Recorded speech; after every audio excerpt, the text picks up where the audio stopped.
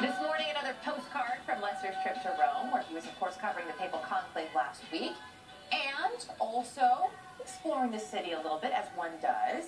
Turns out the best way to navigate, perhaps on two wheels.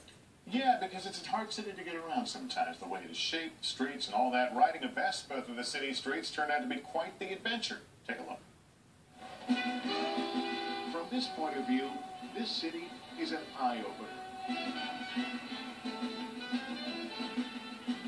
So like the old saying goes, when in Rome, it's as if the Vespa, made famous in the 1953 film Roman Holiday, was made just for Rome's narrow streets. The scooter plays to the carefree Italian image, but is more practical than just a stylish ride. In Rome, we have got a lot of traffic.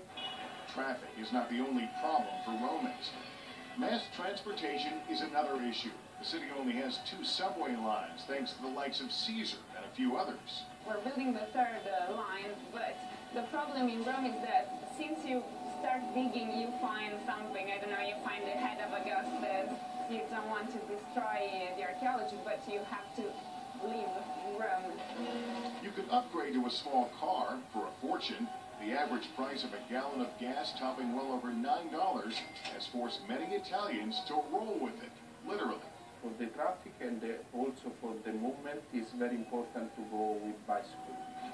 It's an easier way to move. Romans are going green now. The use of electric bikes has also increased. Valeto Verino owns an electric bike shop near the Colosseum. We got an increment of 80% from 2010. Even the police in Rome have added about a dozen to their force. Mostly we ride in the center because in the center it is forbidden for cars to enter, and then it's easier to ride a bicycle. Requiring only a 5-hour charge, electric bikes are cheaper to operate than a scooter, yet still able to tackle Rome's famous hills. It's an interesting mix of the cars and the motorbikes. Do they get along, or is it difficult sometimes? We get along, but with a scooter you can really go through the traffic jam.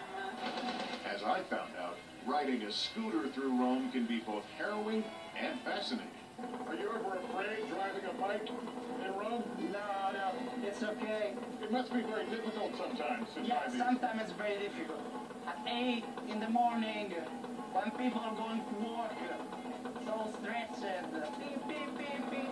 But for many Romans, there is no choice but to get around on these chariots of a modern era.